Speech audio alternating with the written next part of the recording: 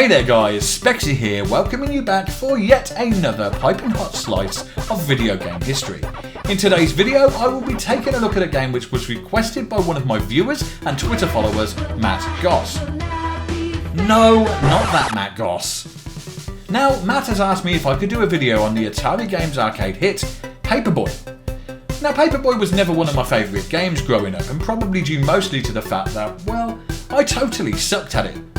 But also because it never really grabbed or held my attention for that long, to be honest.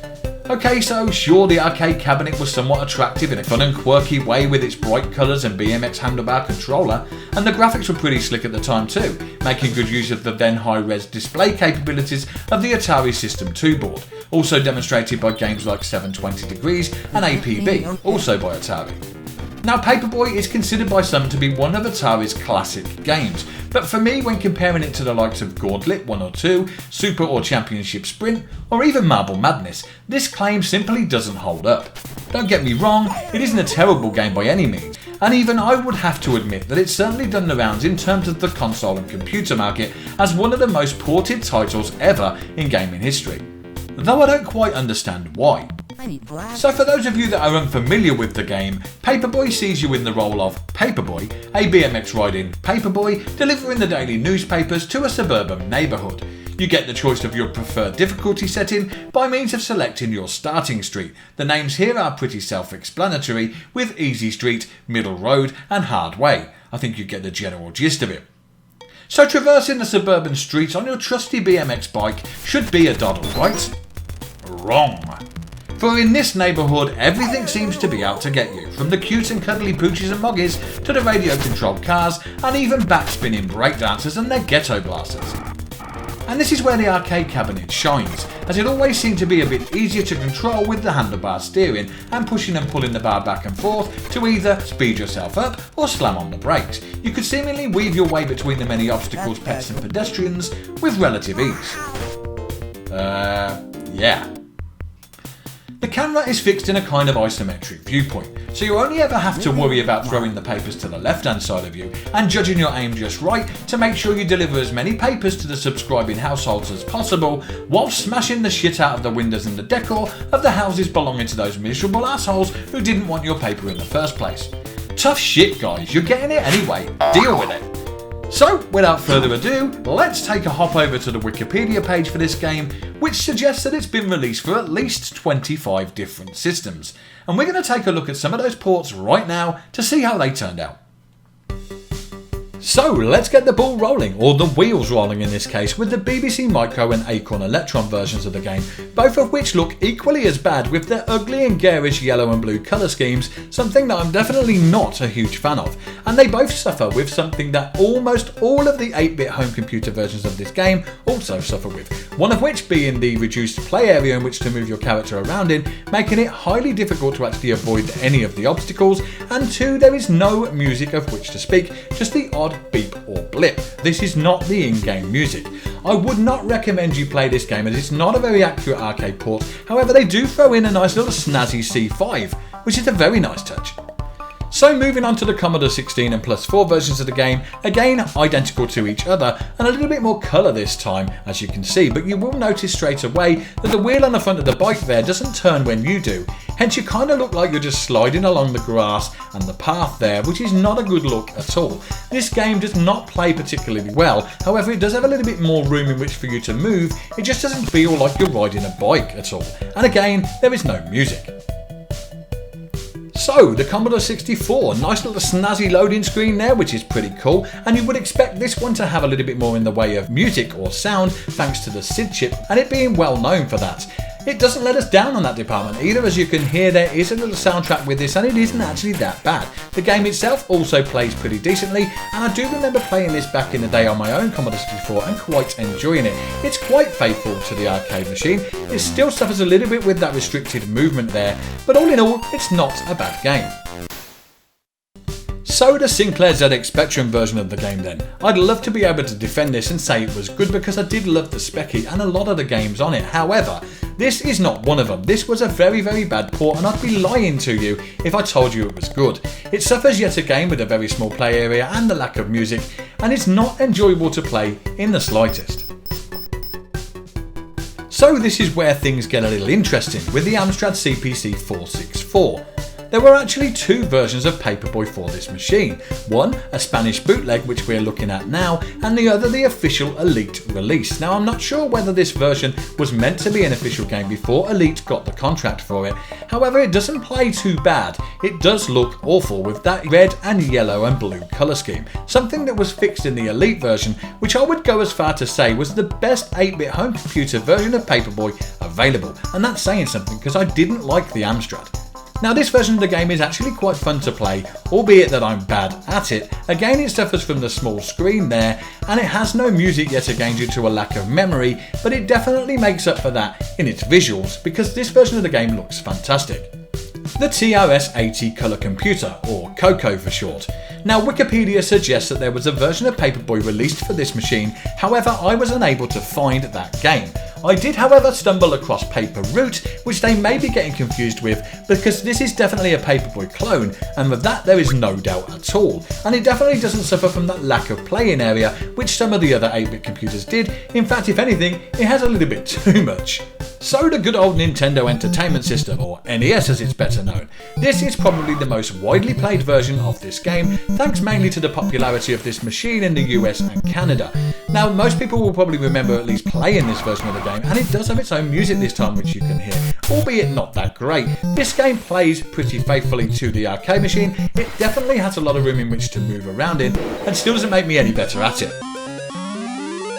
The Master System version of this game is truly where this game picks up on the home machines. This is an awesome little version of the game, and it does feel kind of like you're playing the arcade game at home. I really love this version. The colours, the graphics, the sound, it has just about everything. This I would definitely recommend to anyone owning either a Game Gear, a Mega Drive or a Master System.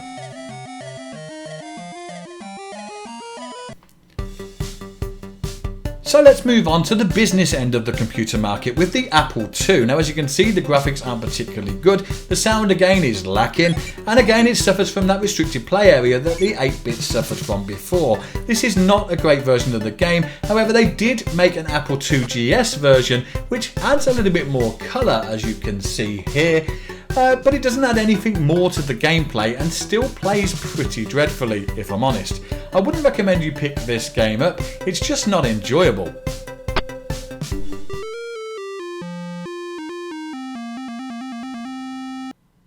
Now aside from the intro music there, this game again suffers from a lack of sound.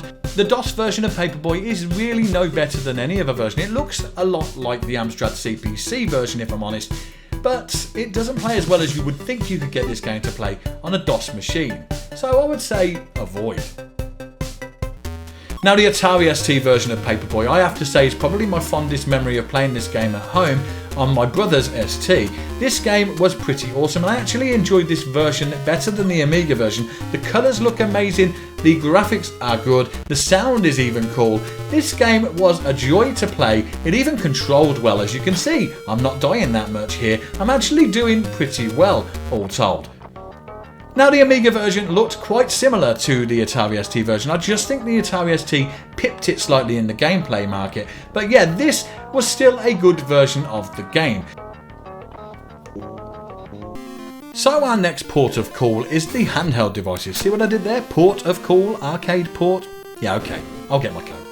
This is the Game Boy version, and it's not actually that bad if I'm honest. It plays pretty well compared to the arcade version, and that's actually pretty surprising considering the size of the screen. The graphics also are not too bad considering they are monochrome. All in all, this is a pretty good version, but I would probably recommend that if you have a colour machine, you do yourself a favour and pick up the Game Boy Color version of this game. The difference, as you will see here, is astounding. The Game Boy Color version just adds that little bit extra. Your character is a little bit smaller on the screen there due to the higher resolution, and it does actually play a lot smoother than the Game Boy version. Now again, I enjoyed this. It's nothing like the Master System version, don't get your hopes up, but it isn't that bad at all. So Wikipedia does not list a Game Boy Advance version of Paperboy, and that is because it came as a 2-pack, a 2-in-1 Rampage and Paperboy game. Now this is a version which is pretty good, if I'm honest. You still get to choose everything the same as you do in any other version. It fits to the screen nicely. Again, you are quite small on the screen, giving you a lot of room to move around in, so it fixes that problem that the 8-bit home computers had, and for a small screen, that's pretty impressive. This game is probably one of the best handheld versions that you can pick up. I really enjoyed this version of the game, if I'm honest. The Game Gear version is much like the Master System. The only thing that it suffers with is that they've reduced the size of the play area in total, meaning that although it looks very similar, it is a little bit harder to control than the Master System version. And even if you own a Game Gear, I would probably recommend that you get yourself a Master Gear and play the Master System version on the Game Gear, because I just think it pips it slightly and is a better game. So we move on now to the Lynx version of the game, and you would probably imagine, what with it being Atari and all, that this would be the best version of Paperboy available for the handheld devices. However, that assumption may be logical. It is 100% inaccurate, as this game may look not bad and even sound okay, but it doesn't play anywhere near as smoothly as either the Game Gear or the Game Boy versions of the game. It isn't bad, but it isn't great. Now, as we hit the 16-bit home machines, you will notice that this game becomes considerably better, as you would imagine.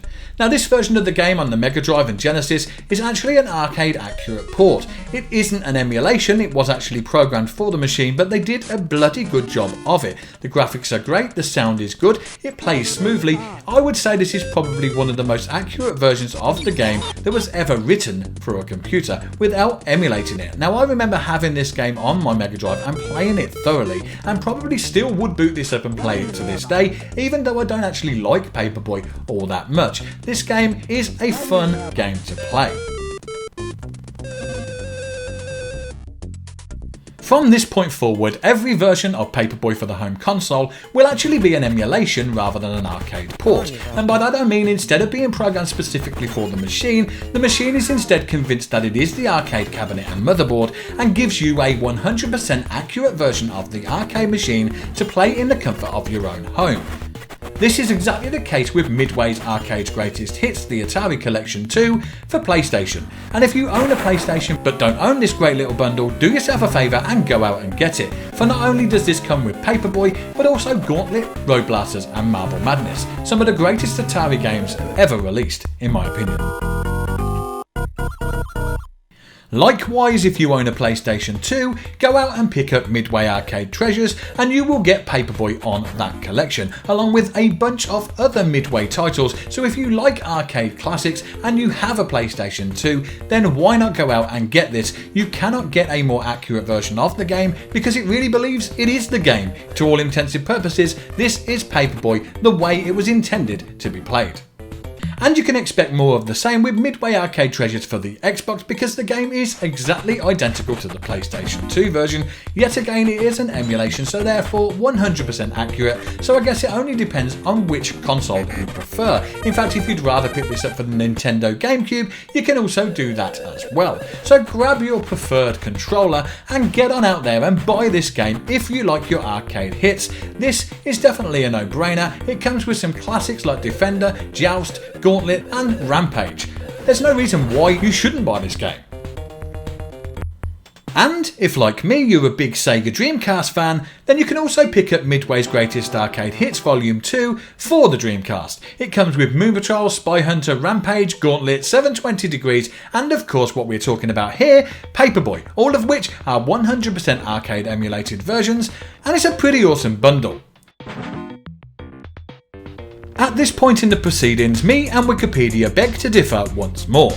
For Wikipedia states that there was a version of Paperboy for the N64, except the N64's Paperboy was not the Paperboy we know, and only the game in name. You can judge for yourself in this advert, but I think you'd agree, this is not Paperboy. No! Bad dog! Bad dog! No! Oh, don't you look at me like that! You are gonna get it! Paperboy is back, delivering justice. with 25 neighborhoods, 3D environments, and all new targets. Paperboy, only on Nintendo 64, from Midway. So there's only one more version of Paperboy for this video, and it's this one, the PSP version.